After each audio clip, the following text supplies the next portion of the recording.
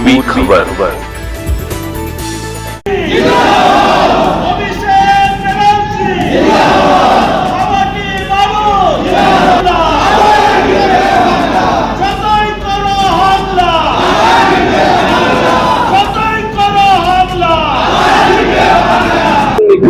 এইখানে প্রায় 300 পরিবার এখানে জয়েন করলো বিভিন্ন দল থেকে, অনলি ফর বিজেপি নয়, সিপিএম থেকে জয়েন করেছে, বিভিন্ন দল থেকে 300 পরিবার ইয়ং ছেলে তারা জয়েন করেছে, মানে তার পরিবারও আমাদের সঙ্গে চলে আসছে।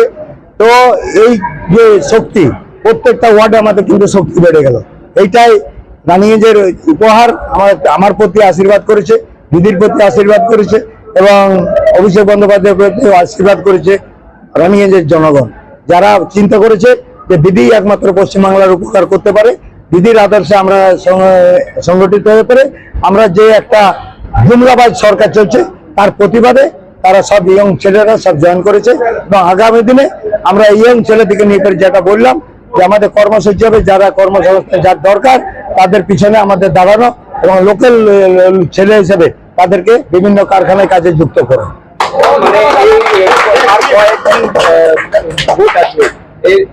এই সময় এতটা কতটা শক্ত মনে হচ্ছে? অনেক শক্ত মনে হচ্ছে। খালি দেখতে থাকুন, 23 তারিখের আগে পর্যন্ত কি হয়, 20 তারিখ পর্যন্ত প্রচার, দেখতে থাকুন কি আলে কি হয়।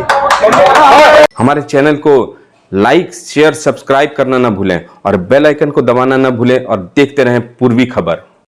पूर्वी खबर, नजर सब पर।